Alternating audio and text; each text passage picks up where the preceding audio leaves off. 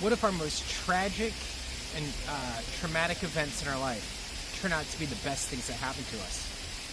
Happened to me. Want to learn more? Keep watching. Hi, my name's Dave, and welcome to my daily journey through the Daily Stoic. 366 meditations on wisdom, perseverance, and the art of living by Ryan Holiday and Stephen Hasselman. If you enjoy Stoic content, self-improvement, and getting the most out of life, don't forget to like, share, and subscribe, and send it on to someone who you think this may help. Today is August 26th. Seeking out shipwrecks. I was shipwrecked before I even boarded. The journey showed me this: how much of what we have is unnecessary, and how easily we can decide to rid ourselves of things, whatever is necessary, never suffering the loss. Seneca, Moral Letters, 87.1. Zeno is widely considered the founder of the school of Stoicism, as was a merchant before he was a philosopher. On a journey between Phoenicia and Bucerius, his ship sank along with his cargo. Zeno ended up in Athens, and while visiting a bookstore, he was introduced to the philosophy of Socrates, and later the Athenian philosopher Crates. These influences drastically changed the course of his life, leading him to develop the thinking and principles we now know as Stoicism. According to the ancient biographer Dionysius Laertius, Zeno joked, "Now that I suffered a shipwreck, I am on a good journey."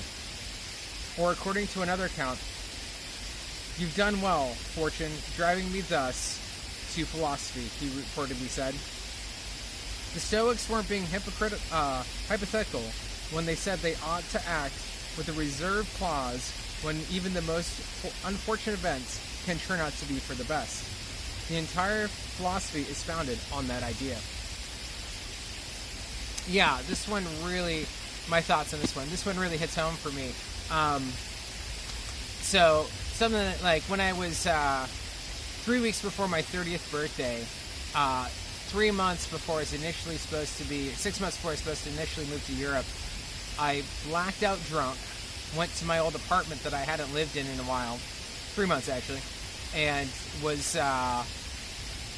found drunk and was arrested, and I thought my life was over. I thought that was like the worst thing that ever happened to me, and it turned out to be the best thing, because it was the wake-up call I needed to get myself sober, to recognize and look at my actions and what I was doing, and make some dramatic changes in my life. And I don't look back on it as a tragedy, but as that opportunity of change and a lesson that allows me now to help others.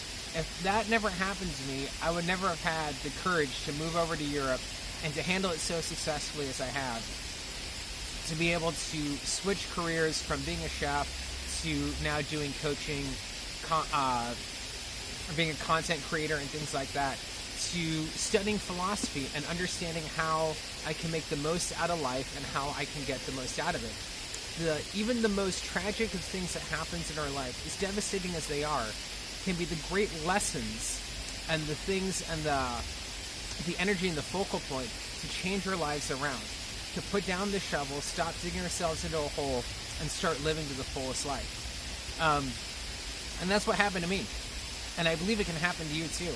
This is why I became a coach. This is why I want to help men, in particular with ADHD and men in recovery, to get the most out of life, to change, to transform those tragic events into the ground seed to grow into a beautiful blossoming tree. I believe you can do it. If I can do it, from being a crazy drunk, an addict, to someone who's lived in multiple countries, living around the world and making the most out of life, if I can do it, you can do it too.